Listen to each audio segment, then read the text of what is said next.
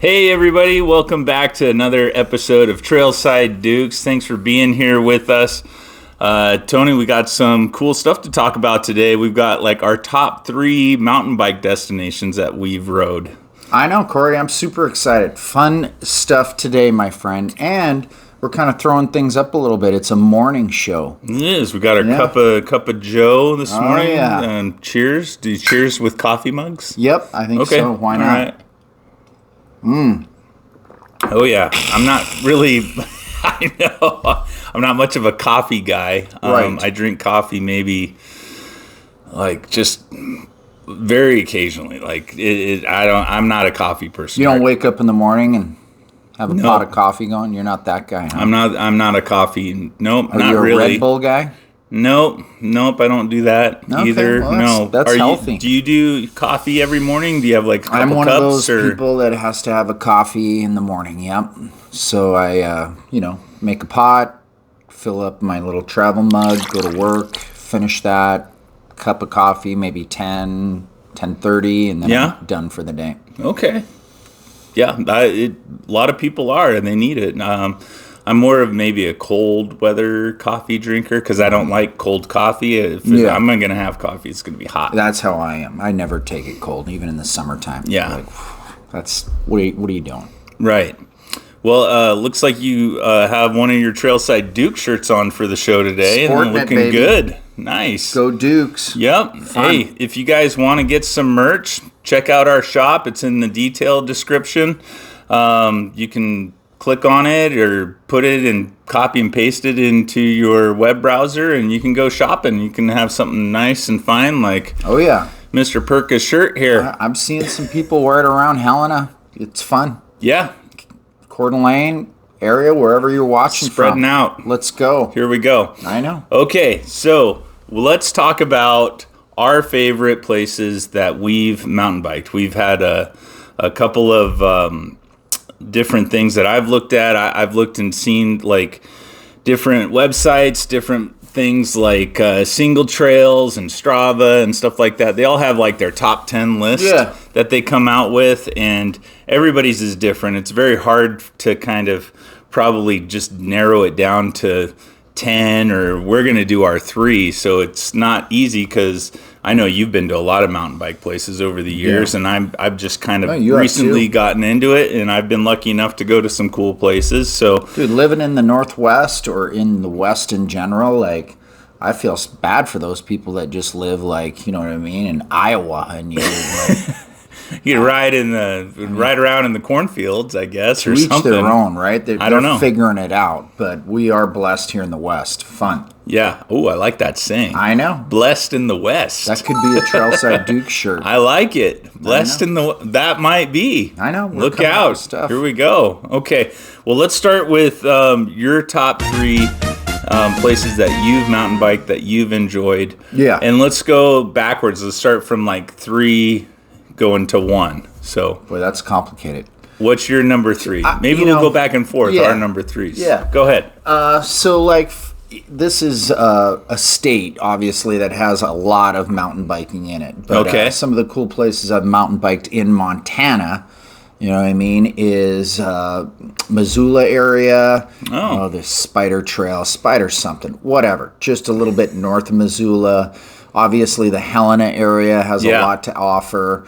You know what I mean? I've got like 3 or 4 other places that are targeted in Montana, but I think it is just an amazing place to mountain bike and see different types of terrain. Fun. Cool. I know. My number 3 isn't even in the U.S. My number 3, I was lucky enough to mountain bike over in France. Oh, oui. I did Mount Chauve, and Mount Chauve is just north of Nice. Is it Chauve or Chauvet? Chauve. Oh, it is Chauve. Okay. Yeah. And so it's in the Mediterranean area, so kind of a different terrain than I'm used to dealing with out of the Northwest here. It was so interesting, and they're more of a road bike kind of community, I guess you could say, in that Tour de area. France, yeah. And so that was cool because I rode from the mountain bike shop or the bike shop from down in Nice, I rode all the way up to the mountain. So you kind of get that Tour de France feel as you're going up there. But the terrain was just, it was hard. It was some of the toughest terrain that I've probably been in. Got scraped up pretty good. Took a couple of little crashes, not hard crashes because I wasn't going very fast, but just the technical aspect of that mountain and the way the dirt and stuff was just very dry, rugged, not a lot of grip anywhere, and I just felt very loose all over the place. But you get to the top of the mountain, you can look out over the sea there and the Mediterranean. It was awesome. Sweet. So that's going to be my number 3, just because it's something different you can do. You can go from the top of the mountain. I went from the top of the mountain all the way down to the beach. Killer. Like, I bet that you can't do that many places. I bet that was fun. Yeah. Okay, so number 2 for you. It's been a long time, but Moab yeah, just has a ton to offer with incredible views, looking over like 1,000-foot drop cliffs. I went with buddy Nick and his dad. This was in the 2000s. Oh, you did? Oh, great time. Oh, okay. Great time. It's my first and last time that I've ridden Moab. I had it on my target for my 50th birthday, but then this weird thing called COVID came up and had to cancel those plans. So it's still on the radar, but amazing rides. And, if you ever have a chance to ride the Moab area, like, just do it because you won't regret it. Right. That's also my number 2. Oh, sweet. Number 2 for me is Moab. Did it 1 year when I was dropping Kobe off at school. So we were driving through there. We went over and checked out Arches and then flipped over and did Moab. And really cool spot, like you were saying. Masabak, Spider something. Yep, there's a spider one there too. Yep, poison spider. Yeah, that's one of them. Slick Rock, of course, right? Slick Rock's like kind of a destination thing. I wasn't so impressed with it, but it's just one of those things because of the type of rock and the grip you get. Yeah, the grip stuff going up. Like a crazy incline. Like you're like, I can't. And it's that microbe. Whatever it is, it's the biology of the greenery on the rock that makes your rubber tire grip. So it is amazing to have that feeling going uphill like that. Is it worth it for that? Depending on how much time you have. Right. If you only have time for 2 or 3 rides, I would do some of the big rides and get those views and stuff. Yeah, there's definitely, like, if you want a full day kind of experience, you could do the whole enchilada. The whole kind enchilada, thing, right? Another T to B kind of thing. Yeah, so that's one. I didn't do that one.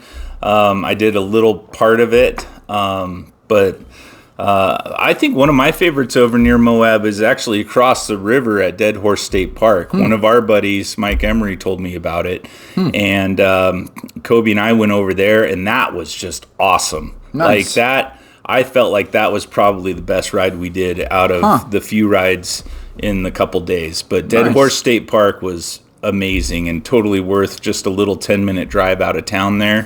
Cool. Overlooking these cliffs like you were talking about, right down into the river. Really cool. So fun. That was an awesome experience. Definitely number 2 for me. What's your number 1?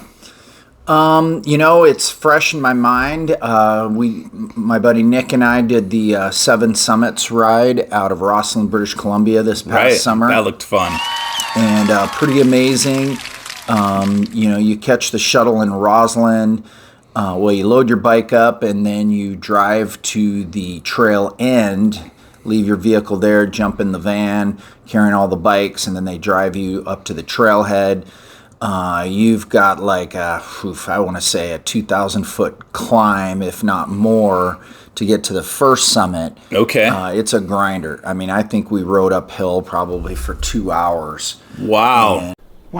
And then you get up to that first summit, and then you're just going up and down along the 7 summits. Okay. We finished it in about 5 hours, a little over 5 hours. one of the longest descents I've ever done. I had to like stop a couple times just because my hands were sore from like, using the brakes. Tripping down. I've never experienced something like that, but what a blast. The views are amazing. You definitely want to be prepared with water and some food.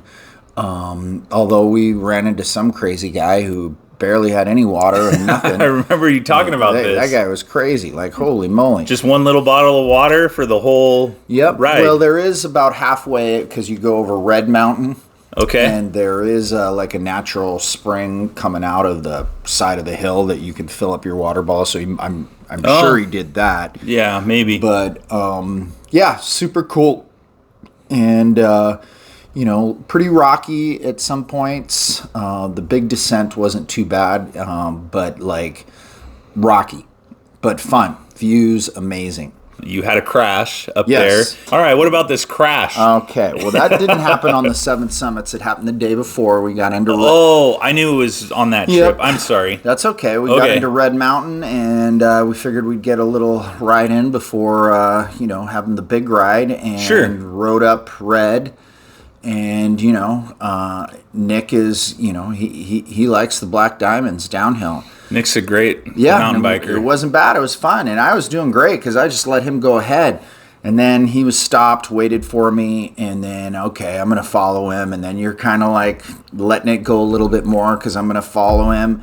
And he went over some drop, and I went over that drop and went over my handlebars and got totally mashed up against this tree. My bike was pressed up against the leg. I was kind of pinned down. I wasn't happy. It was my own fault. You know what I mean? And I think like if you think like anybody that's kind of either starting into mountain biking or whatever, intermediate or expert, like you gotta lean back.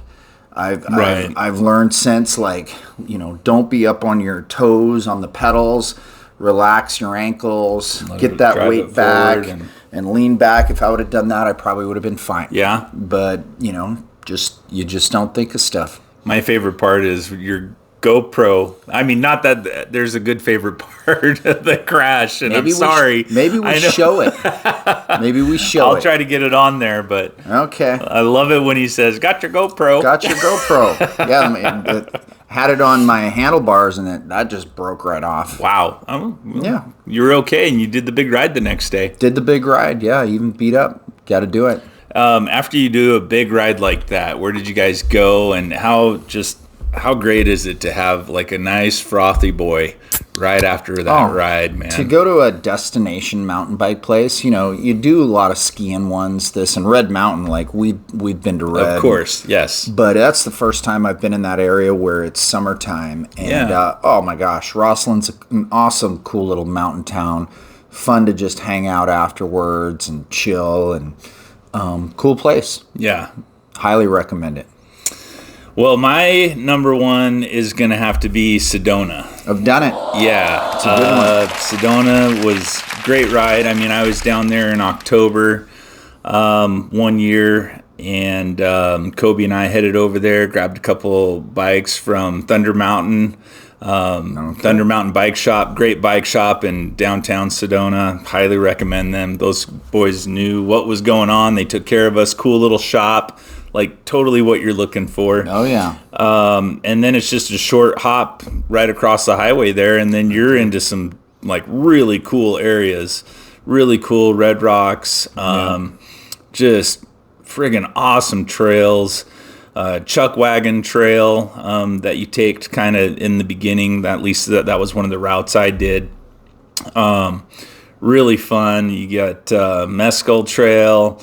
All sorts of cool stuff around there, and you know there's some technical stuff that like most people are afraid to do, like the white line, and some serious drops, and just some very technical stuff. New terrain, I really like that. It's just fun to look at all that, like super just cool. Different than the Northwest. I mean, like you said, we're spoiled up here.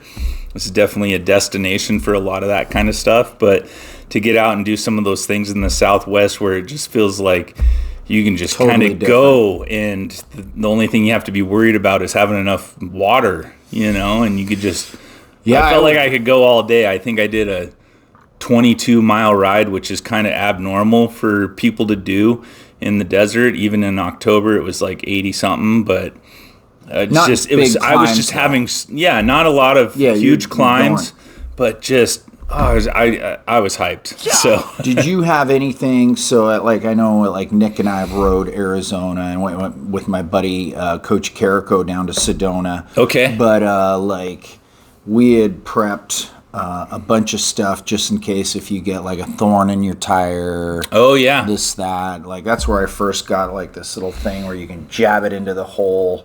And it plugs it. You put these little noodles in. Yeah, the worms. Yeah. Yeah, there's some interesting prep when you ride around Arizona area. Yeah, it is a little different. I remember, I vaguely remember like stopping on the trail. I had like some kind of sticker bush or thorn. Yeah. I don't know what it is. I don't know the kind of plant, but it just like stuck to my sock or something, and it was fine. And I remember somehow it gets on my glove, my biking glove. Like I was trying to wipe it off. Right. And then they were super small. Oh, yeah. And they were on my glove. Mm-hmm. And then I can't get it off. And then sometimes when you're riding, you're like, like sweat and stuff. So I had to be careful of that. But I remember I still, even after I took my gloves off, later on in the day, we got back to Kobe's place, which is like 45 minutes away, and I still had a little piece of thorn that went through the glove that was still stuck. So, different things. You really watch out for your tires to make sure you're not hitting some of the cactus or the, any of that kind of stuff. Funny story. So we, my wife's aunt and uncle live in Havasu. Lake Havasu area in Arizona, and we rented bikes. They have kind of a fun trail system outside of town, and my nephew Max, he was probably like 16 at the time, maybe 15, pretty novice rider. Well, he went down this little slope and kind of lost out of control and ended up in a big thorny bush. Oh, boy. Right off the get-go. So, that was fun. He still rode. That was fun. We fun. pulled out all the thorns. He toughed it out. But it's a different type of area to ride in. It is, definitely. Yeah. That was some of the stuff when I was in France. That was stuff that I had, just totally different vegetation. When I came around a turn, I was actually kind of going too slow and it was tight, and I fell right over in some kind of sticker bush thing. Oh, boy. And you're trying to get up, but you keep getting poked, and you're like, it's like, if you feel like you're stuck, but you have to get up because you're hurt and you're like want out of there, but you keep just getting poked, and it was bad. It's an adventure. Tears you up. So fun. Good. I like those. Those are good top threes. Good top threes. But I don't think we would do justice if we didn't talk about like some of the fun local areas. Okay. Like, honestly, let's do it. The local areas. If I was from out of town and rode some of our local areas, they might be in our top 3-5 stuff because we have some cool stuff around. We do, yeah, and it's easy to take it for granted, right? Because easy. Where you and I live, we're a hop skip. Right across the highway, and we've got a mountain within, 10 minutes driving time where we can be out and on the trail within 15 minutes out our front door, so. Canfield Mountain. There we go. Right? Like if you live in Coeur d'Alene area, Canfield Mountain is easy accessible. A lot of points of entry. It's national forest when you get back into it. Tons of trail systems. But you can get flowy stuff, you can get technical stuff. Mm-hmm. You're probably going to hit some rocky stuff here and there, but it's not like, the worst rocky stuff I've seen. It's not like Silver Mountain rocky. Right. It's a rocky kind of mountain, but I think it kind of depends on where you're going and what you're doing. Yeah. Like you said, a bunch of different trails from all different parts of that mountain, right? Yep. You got the north side, south side, or you can come in off the west side, and you could even go back east over towards the Fernan Range. You can come in on that side. I've done that a couple times. You can go as far as you want. There's a lot of different things off the top of that mountain. And for the new stuff that's been added with what they call can course, for guys that like to take little, jumps and do all that stuff, you kind of have everything you want at Canfield Mountain. Pretty cool. Yeah, good variety. And I've seen you crash there a few times, Corey. Yes. Maybe we'll save that for an I'm Mad segment. We're going to talk about crashes.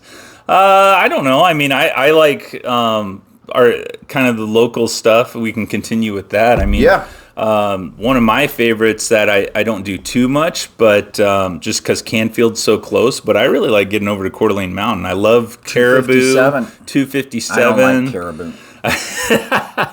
It's just a different. It's just different back there. It's a little more wilderness, and you got some cedars and stuff like that. Just a cool different area. Than Canfield. The last descent coming back to your truck. You're coming through this stuff that almost reminds me of where if I was riding in Western Washington. Yeah. Like Bellingham or parts of Oregon. It's just really cool, dense forest where you're under the canopy of the cedars. It just looks so cool to me. Yeah. And then you get to cross the creek at the end, which is kind of nice. It's super fun. After you're all warm and sweaty and stuff, you get to rip through that creek. Coeur d'Alene Mountain's a killer place. Super fun. I rode Coeur d'Alene Mountain the most I ever have this past season. Really? Just because it hit me that, you know what I mean? It's not that much farther. Like, you load your bike up, you drive to Canfield, whatever, that's 10 minutes. You know what I mean? In 20-ish, 25 minutes, you can be at Coeur d'Alene Mountain riding your bike. Yeah. And when it was really hot there for a while, the shade of those huge canopies that you talked about feels good, were awesome. And then as you're going up the mountain, if you take the road, you're going next to the creek, and it seems to just cool things off. I would recommend, though, I discovered this on a more of a evening ride, not dark, but just as it was getting dark. There are some massive fireflies, bucking it down the hill, you know what I mean? Because not really the trail, but fireflies. Not fireflies, but dragonflies. Okay. Huge dragonflies. Really? So not really as you're going down 257, but when you get on the road, because I like to park a ways down. Yeah.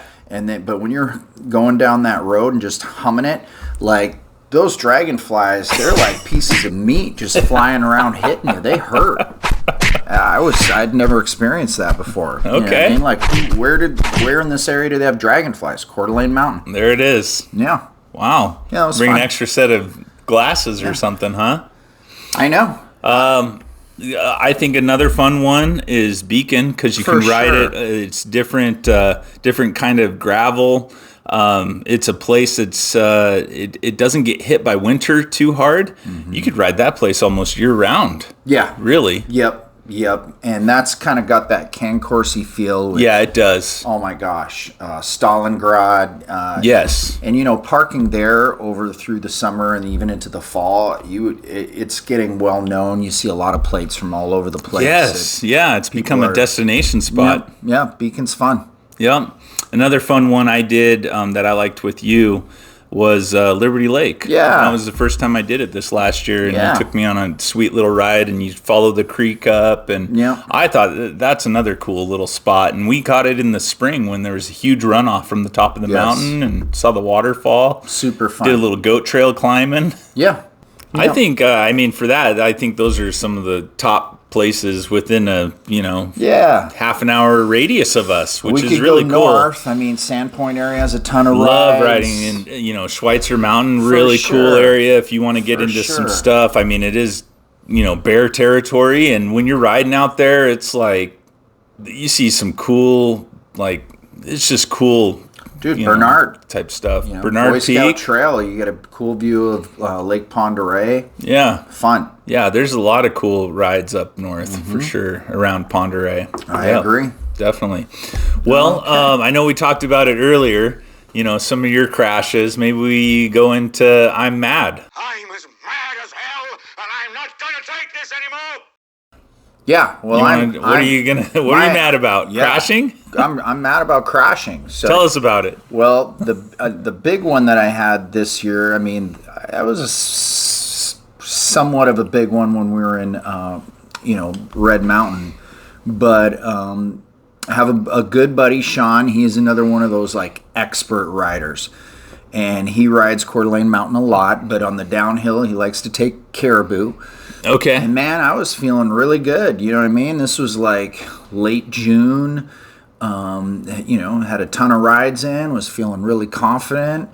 Like when you get skiing and you're confident. Yeah, you're just in it and you go. Rip. Oh yeah. So I was feel ready good. to follow Sean, and we start right at the top of Coeur d'Alene Mountain, going down Caribou, and roll through a few things, and then there was a good probably 4 or 5 foot drop, whatever. And I remember Sean saying, like, when we started, like, hey man, because I don't ride Caribou very much, but I had full confidence, and he's like, man, if you're gonna fall into the upside of the hill, don't go down, because there's like steep pretty good drop-offs. Okay. So, roll over this thing, and I totally rolled over because I went over my handlebars and down the steep side, head first. So I'm sliding down, and then, clunk, hit this log with my head, and I'm stuck because all the barnacles and branches. The barnacles? You fell into the ocean. Went into all the slats of my helmet. So I'm upside down. You know what I mean? And my head is stuck, wedged in there. And, you know what I mean? Like, you're kind of in panic mode. And I could feel blood coming into my mouth. Ugh. And I'm like, oh, geez. So take a breath, unclip my helmet, kind of back. I had to slide backwards and then stand up, get my helmet out. And by the time I walked up to the top, then Sean came back for me. And, I was a mess. I looked like I was in WWE cage match because bloody, whatever. I had my senses pretty much about me, but I was a little woozy. And, so then from there, like, you know what I mean? Like, I walked my bike mostly down. And Sean would check in with me because I'm sure I don't think I was fully concussed, but I had a headache. And your bell rung. And I was woozy. So, my lesson there is like, you know what I mean? When you're feeling super confident, just have that ounce of like, okay. I know. It's hard to pull it back when you're like charging. Right. Yep. And I've seen it. Like, you looked like some kind of creature out of like Avengers. Like with it just looked like red all over your face, like these streaks kind of thing. It's kind of weird looking, but I mean, wow. No, that was probably one of my big crashes for sure. Yeah, I've had a few. Well, how about you, Corey? I know you always like talking about my crashes, and some of my worst ones have happened around you. Right. So I know one of your favorites is like the one where I was following you down Canfield on a particular spot, and you were ahead of me. So I went down, and it was over like a log drop or something like that. It was, yep. And I smacked my head on a rock that just happened to be there, broke my helmet, right? But you were like, you had a yard sale going on. I did. So I know. I'm sitting there, I was like rocking back and forth, and I was hurt, and I had an earbud pop out. I was listening to Pink Floyd because I listen to different music than you do. I do probably. Too. I know you do. That's why I was mad. That fits perfect in the I'm mad segment. Yeah. Right? Because I'm sitting there rocking back and forth, and you think this is funny, right? Like, I don't know the type of stuff your accident was funny, but obviously now we can look back and laugh. Right. Yeah, because I'm mad. I was mad because the music that you play at least at that time, horrible selection. Like, why are we mountain biking? I ride with the speakers because I like to like blast out music to any animal. I don't want to run into another bear, cougar, whatever. Yeah. So I have a speaker, so I blast it out. I don't ride with earbuds since I ran into the bear, but so my music is for everybody to hear. And as I pulled up to Corey, man, you got mad. I was mad. I was rocking back and forth because I was in pain, and I'm sitting there, and I look up at you, and I go, you know why I crashed, don't you? And you're looking at me kind of like, I don't know. And I said, it's because you're playing that Chris Isaak music. Because I don't want to fall in love. Yeah, well, you just don't want to fall. Nobody wants to, I'll tell you what, nobody wants to listen to that. For one, and then fall to it. I haven't had Chris Isaak play on my random list since then. Yeah, he needs to be taken off the mountain biking playlist. Well, at least you listen to like Led Zeppelin now on the downhill. Like, you play all the Led Zeppelin you want. I'm not going to blame a crash on Led Zeppelin. Well, I will blame a crash on friggin' Chris Isaak. I don't want to fall in love. Well, you have crashed to Led Zeppelin. I I have. I know, but I'm not blaming them for that one. Like, I took the inside track. It was dry. Yeah. You were right behind me. Yeah. And I took that turn and held on as long as I could, thinking I could make it, but it slid out from under me. I felt bad on that one because I had the immigrant song going and the dun, dun, dun, dun, dun, dun, dun, and I was screaming it out, and then it just happened on cue. I just crashed right after it. As soon as we did that, and I thought you were going to come right over me because you're locked in with your feet and pedals. You were in defense mode. I was like curling up in a ball again because I thought you were going to just pummel right through me. I just braked right up to you. Dude, no. That was a bad one too, but frickin' Chris Isaac, man. Terrible. God dang. I'm mad that you an did that. all-time I'm mad. Don't do it anymore. Well, I think that's about it for us today. If you like... We're going to end it for sure now. If you like what you're hearing, definitely share with your friends and family. We appreciate you tuning in to us. Hit the like and subscribe button. Hit the bell for notifications so you know when new stuff's coming out, right? I agree, Corey. Keep the rubber on the ground. Ooh, life lesson. I like that. We're all about life lessons. So thanks again, guys. Okay.